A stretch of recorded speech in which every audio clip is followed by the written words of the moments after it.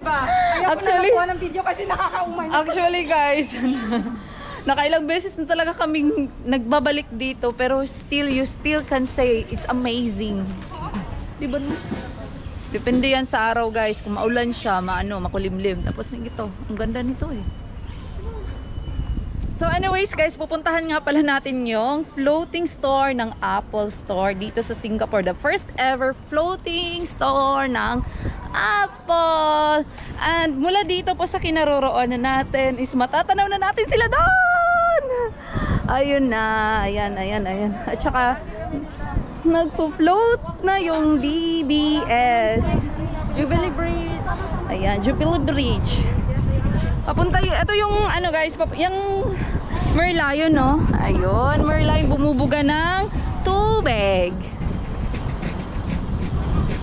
So usually guys, pag Sunday dito, crowded talaga, super crowded itong dito. Pero ngayon, hindi masyadong crowded at may mga may nag-practice diyan.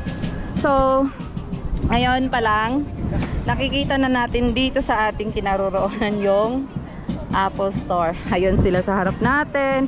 And then pupunta tayo dyan. Lilibot tayo. Madali lang yan, libutin. So, pupuntahan natin doon. Ganun. How about? So many times already we coming here.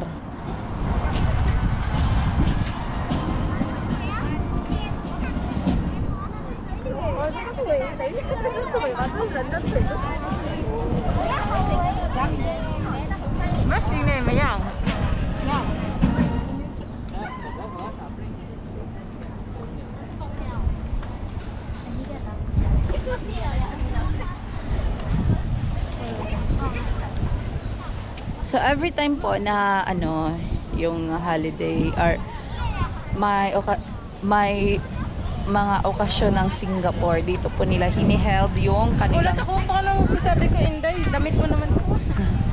Pag may sila, may mga okasyon dito sa Singapore, dito po hiniheld yun.